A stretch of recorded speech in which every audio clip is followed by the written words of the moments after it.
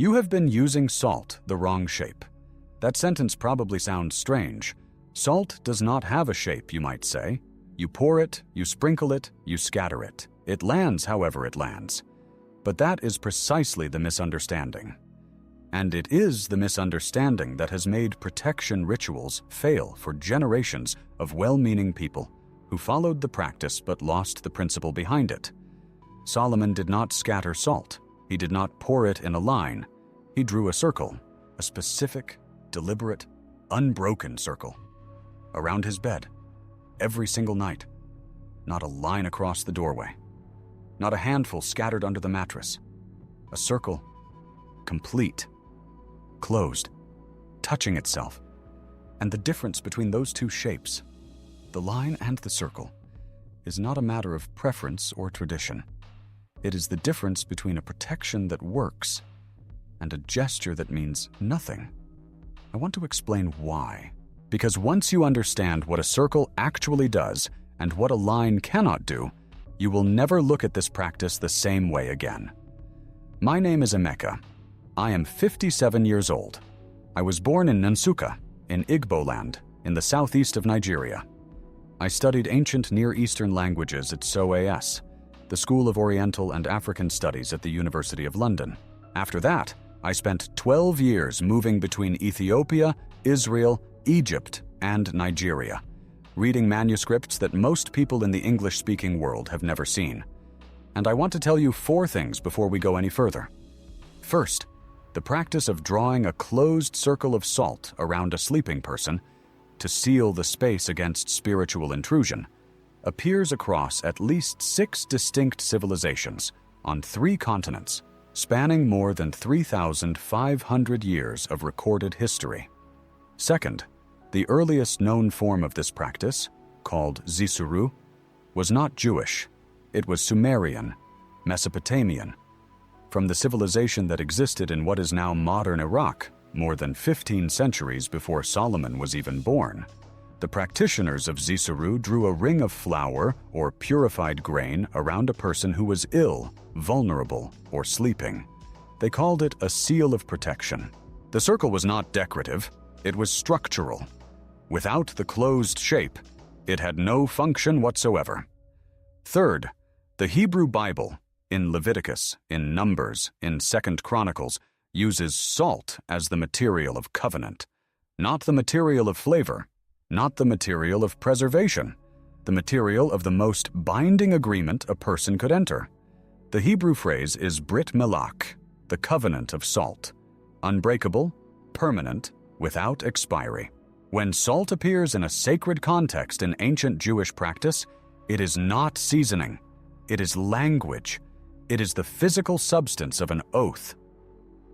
Fourth, the King James Bible, the translated Gospels, the mainstream church, the Hollywood dramatization, none of them ever told you that. They gave you the salt. They removed the theology behind it. And without the theology, you do not understand the geometry. And without the geometry, the practice does not work. What I am about to show you is going to take us through 3,500 years of recorded history.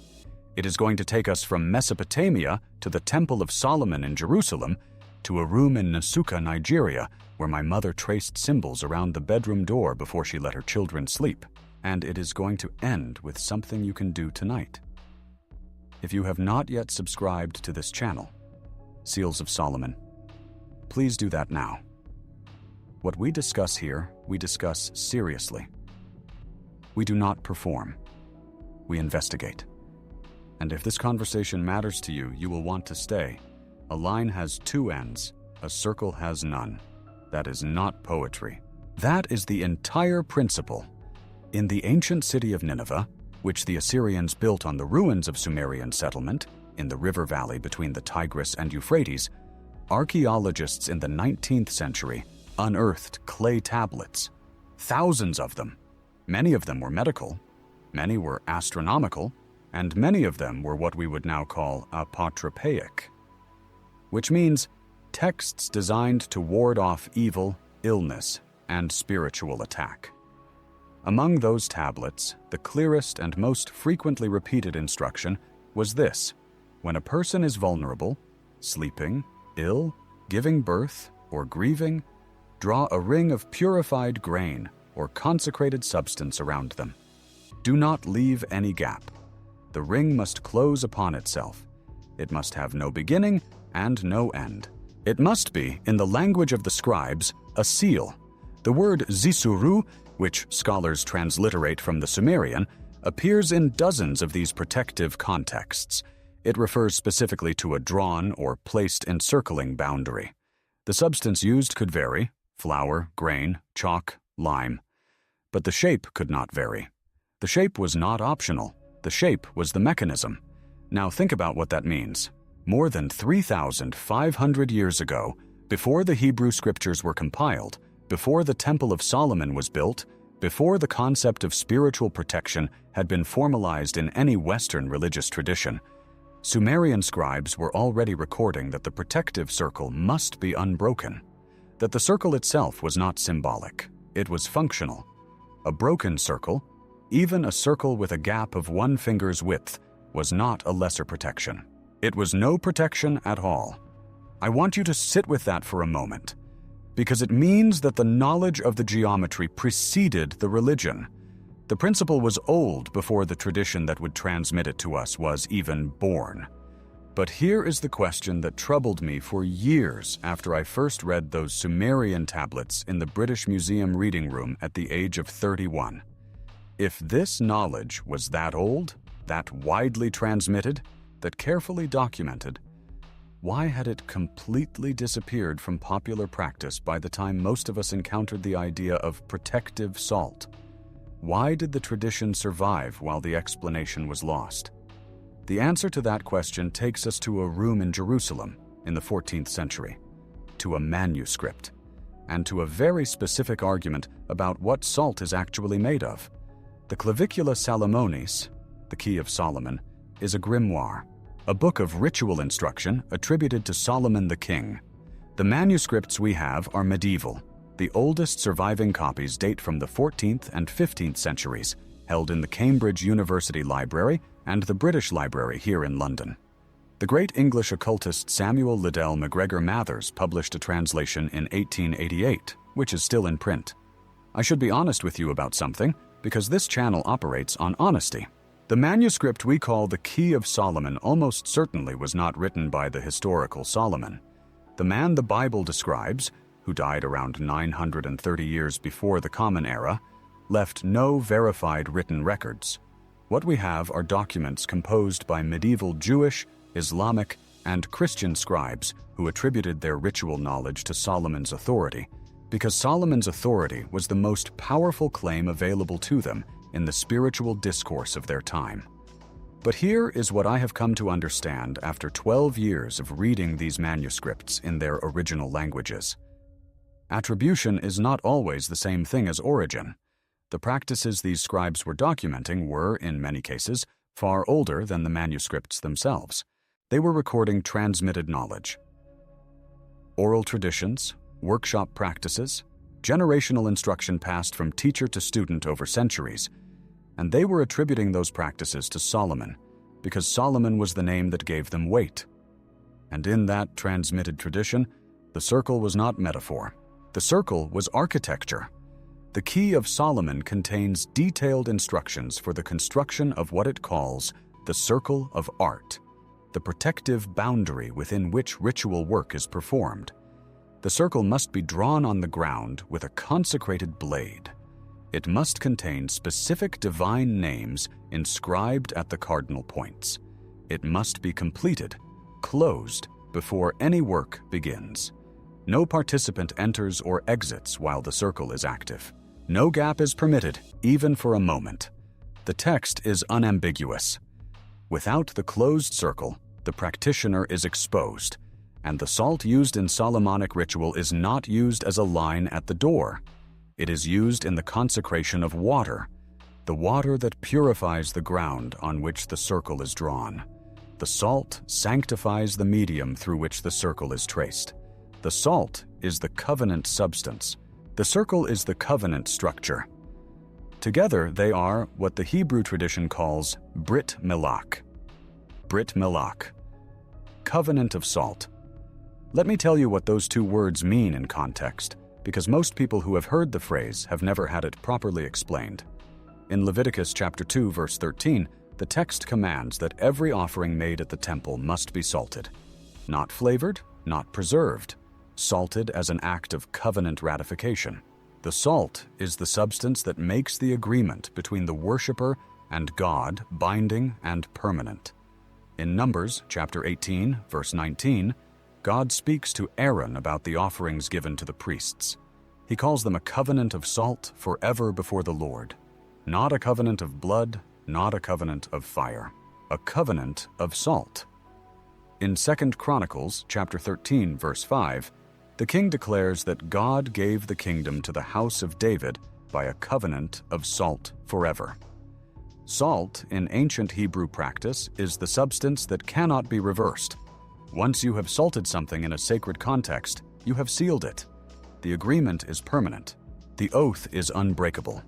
Now, translate that theology into the geometry of the circle around the bed. When Solomon, or when the tradition attributed to Solomon, instructed that a circle of salt be drawn around the sleeping space, he was not creating a physical barrier. Physical salt can be disturbed by wind, by foot, by water. A demon or an afflicting spirit does not stumble over a pile of sodium chloride. What the circle of salt creates is a covenant boundary. It is the physical inscription of a sacred agreement. Within this ring, this space belongs to God. What is consecrated within this circle is under divine protection. The circle declares it. The salt seals it. And a line cannot do that. A line has a beginning and an end. A line is a statement with two open edges. A covenant written on parchment with both ends dangling free is not a covenant. It is a draft. A circle is a statement that has closed in on itself. It has no loose ends. It is complete. It is sealed. That is the theology. And once you have the theology, the geometry becomes obvious. I was 7 years old the first time I watched my mother do something I did not understand. We lived in Nsukka in those years. My mother's family was from there, deep in the Igbo heartland of what is now Enugu State. My father was in London for most of the year, finishing his research at UCL. My mother kept the house, kept us, and kept certain practices that she had learned from her own mother, who had learned them from hers. One evening, when I was perhaps 7 and my sister was 5, she came into the room where we slept. She had a small clay bowl with what I now know was a mixture of white wood ash and salt. She moved around the outside of our sleeping mats in a deliberate circle, not quickly, not nervously, but with the focused calm of someone doing something important and ordinary at the same time. She completed the circle. She said a prayer quietly in Igbo that I was too young to follow, and she left. I asked her about it the next morning. She said, "It is to keep the night things out." I asked, "What are the night things?" She said, "The things that come when you are not awake to say no." At 7, that was enough for me. I slept better for years after that, though I could not have told you why. It was not until I was in the reading rooms at SOAS, 20 years later, reading the Testament of Solomon in Greek, the oldest document we have connecting Solomon to authority over spiritual entities, that I began to understand what my mother had been doing. She had been inscribing a covenant boundary. She had learned the geometry, without the word geometry, from a tradition of Igbo women who had kept the practice alive across generations without ever losing the principle underneath it. A circle, closed, sealed, inviolate. And I realized then that the tradition my mother had maintained in Nsukka was in continuous, unbroken conversation with the same principle the Sumerian scribes had documented 3,500 years ago. Not because anyone had read the cuneiform tablets, but because the knowledge of what a circle does, that it closes, that it seals, that it excludes, is so fundamental to how protective ritual works that it had been independently preserved in dozens of traditions on every continent where people sleep and fear the night. But there is a version of this practice that most people in the English-speaking world received. And it is wrong. Not wrong in intention, wrong in geometry. And I believe I know exactly where the corruption happened. If you are under the age of 50 and you first encountered the idea of salt as spiritual protection, there is a reasonable chance your initial image was not a circle around a bed. It was a line across a doorway. Salt poured in a line along the threshold of a front door. Salt scattered in a line under a window. The idea being, a line creates a barrier that a spirit cannot cross. This image has been reinforced so thoroughly by popular culture, most notably by an American television drama that ran for 15 seasons and in which lines of salt across doorways and windows are depicted as a reliable defense against supernatural entities, that for a generation of viewers it has become the canonical form of the practice. And I understand the intuition behind it. A threshold is a real spiritual concept. The doorway is a genuine point of entry. Ancient Semitic protective practice absolutely does involve marking thresholds. The mezuzah in Jewish tradition, the henna palm prints in North African tradition, the symbols on doorposts described in the Book of Exodus. But a line of salt is not a closed boundary. It is a segment. 2 endpoints. Open at both ends. If you draw a line across a doorway, you have protected the doorway. What about the walls on either side?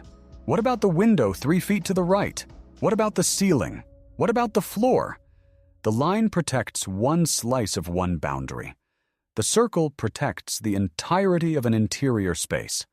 More significantly, the line does not invoke the covenant. It cannot. A covenant is a closed agreement. A line of salt across a doorway is the equivalent of signing your name at the bottom of a contract but leaving the top half blank. You have completed a gesture. You have not completed a covenant. I want to give you an analogy that I think captures this more precisely than any religious language can. Think about an electrical circuit. A circuit, from the same Latin root as circle, is a closed loop through which electrical current can flow. If the circuit is complete, if the loop is unbroken, the current flows continuously, the light stays on, the protection functions without interruption. Now introduce a gap anywhere in that circuit, even a gap of 1 millimeter, even a gap of 1 molecule. The current stops. The light goes out. It does not matter that 99% of the circuit is perfect. The break is the break. The circuit is either complete or it is not. The covenant boundary of salt works on an identical principle. The circle is either closed or it is not. There is no partially effective circle of salt. There is a closed circle, which is a covenant boundary, and there is everything else, which is just salt on the floor. This brings me to something that takes courage to say, because I know it will be uncomfortable for some of you. If you have ever drawn a line of salt across your doorway and felt that something had shifted, that the house felt lighter, that you slept better that night. I am not saying you imagined that, but I want to propose to you that what shifted was not the line of salt. What shifted was the intention, the act of focused attention, the deliberate decision to consecrate your space with your body, your will, and a sacred substance. And if intention alone can do that, imagine what happens when you pair the correct intention with the correct geometry. The Testament of Solomon is the oldest document we have that describes Solomon as a figure with direct authority over demonic entities. The text is written in Greek. Scholars date it to somewhere between the 1st and 5th century of the Common Era. Not Old Testament, not ancient, but old. Much older than the Key of Solomon manuscripts. In it, Solomon receives a ring from the Archangel Michael. A ring, a circle, worn on the body. He uses the ring to summon demons and command them. He forces them to reveal their names, their powers, and the things that can restrain them. and he uses their own confessed weaknesses to seal them, to bind them, so they can be compelled to work on the construction of the temple. The geometry of authority in this text is circular throughout. The ring. The temple itself, which in Jewish mystical tradition is the axis around which the cosmos is ordered. The throne of Solomon, positioned at the center. And when the demons describe what can restrain them, what can break their power over a human being, the common thread is always sealed space, consecrated boundary, closed circuits of divine name. A line does not restrain anything in the Testament of Solomon. A line is not a seal. A line is an edge.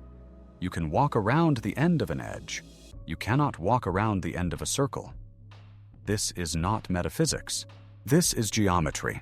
Most people who have heard of the Seal of Solomon know it as a six-pointed star, the hexagram, two overlapping triangles. It appears in Jewish tradition, Islamic tradition, and across the African diaspora in protective amulets and architectural inscriptions. But the hexagram is not merely ornamental. In Solomonic tradition, the 6 points of the hexagram represent 6 directions: north, south, east, west, above, and below. The seal is a map of complete spherical protection. Every direction, every axis, every possible angle of approach. This is why it is called a seal. Not a shield, not a wall, a seal. Because it does not block entry from one direction. It closes all directions simultaneously, the way a seal on an envelope closes the opening completely, leaving no gap through which the contents can be accessed. When you draw a circle of salt around your bed, you are approximating, in physical, horizontal, two-dimensional terms, the principle of the Seal of Solomon. You are not protecting the doorway. You are not protecting the window.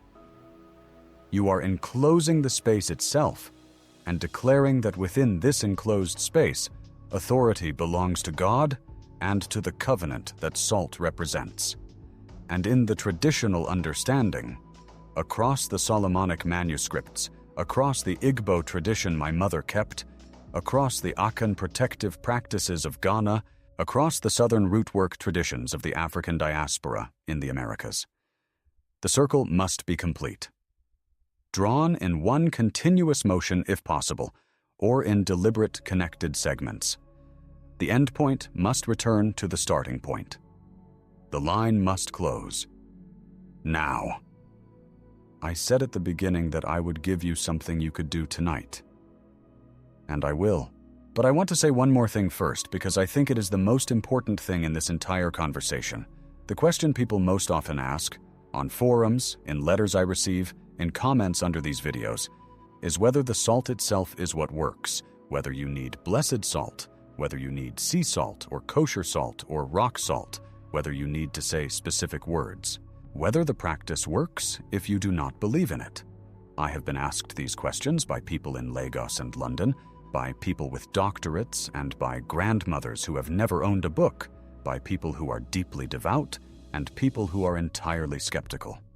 And my honest answer is this: what the tradition tells us, consistently, across the Solomonic manuscripts, across the Sumerian tablets, across the living practices of the Igbo and the Akan and the southern root workers, is that the substance carries the intention, and the intention is activated by the geometry. Salt matters because of its covenant history, because for thousands of years, human beings have used it in the most binding agreements they could make. That history is real. It is documented.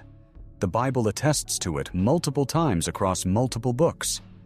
The weight of meaning that salt carries is not invented. It is accumulated. It is the residue of 3,500 years of human beings choosing this one substance to represent permanence, incorruptibility, and binding agreement. But the salt cannot do the work without the shape, and the shape cannot do the work without the intention. The three are not separable. The substance, the geometry, and the conscious act of consecration are one thing, which is why salt sprinkled randomly under a bed does nothing. The shape is random. The intention is vague. The covenant is not invoked, and which is why a carefully drawn circle, begun with conscious intention, completed without break, traced with the understanding that you are inscribing a covenant boundary between the sacred interior and whatever moves in the dark exterior, carries real weight. Here is what I want you to try tonight. And I am going to give this to you simply, without ceremony, because the simplicity is the point. Take a small quantity of salt.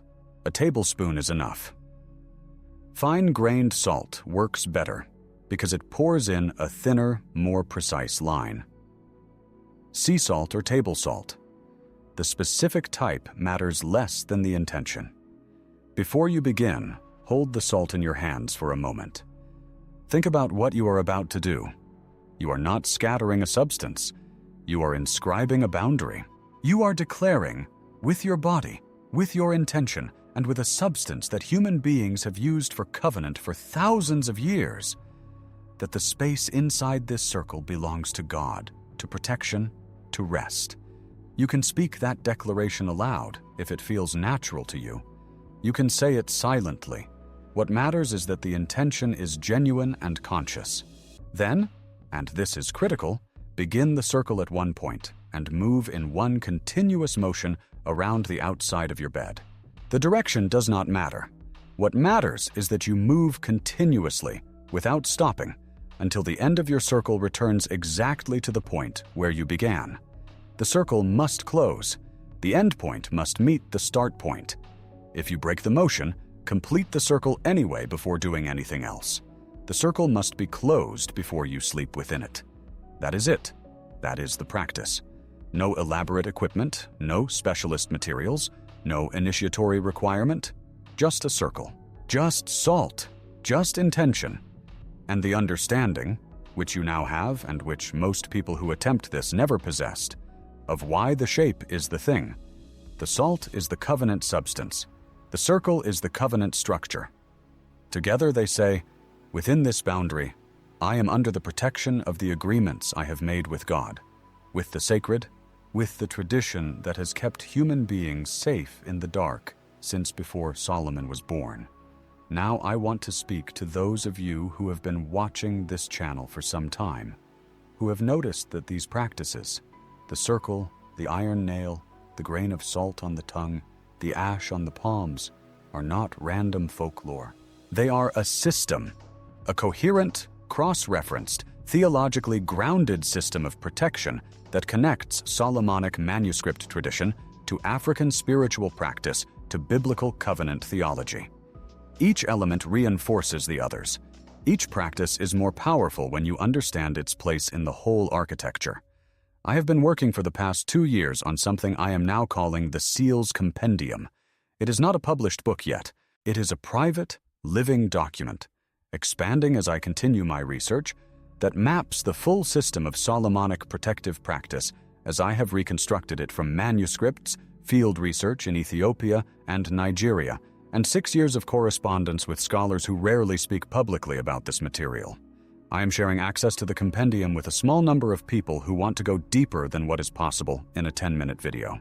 If that is you, if you want the full architecture, the full context, the full system behind what we discuss here, you will find information on how to access it in the description below this video. I do not offer this lightly. I offer it to people who are serious. My mother died in 2009. She died in Nazuka, in the house where I grew up, in the room where I first watched her trace that circle around our sleeping mats. I went back for the funeral. I had not lived in Nigeria for more than 15 years at that point. I had been in London, in Addis Ababa, in Jerusalem, in Cairo, reading manuscripts about things she had simply done. On my last night in that house before flying back to England, I sat in that same room, and I traced a circle of salt on the floor around the mat I was sleeping on. Not because I was frightened, not because I needed it, but because it felt like the right way to end something. And I thought about the Sumerian scribe who wrote down the instructions for the Zissuru more than 3,500 years ago, who understood, in a civilization that no longer exists, that there is something the closed circle does that nothing else can do, that the enclosure of a vulnerable sleeping person within a boundary of consecrated substance is a statement. This person is not alone. This space is not unguarded. There is an agreement in place that the night is required to respect. The knowledge traveled from Mesopotamia to Jerusalem, from Jerusalem to the medieval manuscript rooms of Cambridge and London and Cairo. From there, it scattered across traditions: Igbo, Akan, Jewish, Islamic, Christian, root worker, practitioner, grandmother passing a clay bowl to her daughter in Nasuka. And now it has reached you. What you do with it is entirely up to you. Draw a circle if you want to. Leave it if you do not. Sleep either way. But now you know what the circle is. And you know why it is a circle and not a line. And some part of you, the part that has been looking for this without knowing the word for it, will not be able to forget that. Have you ever been told to use salt for protection? A line at the door, a handful under the bed, a scatter across the windowsill? Was it ever explained to you why it was supposed to work? Was the geometry ever mentioned? Tell me in the comments, not because I am collecting data, but because these conversations between people who have held this practice in their families without understanding why it was passed down are part of how the tradition repairs itself. Every comment is a piece of the transmission chain. I will read them. I read all of them. I respond to many. We will go deeper next time.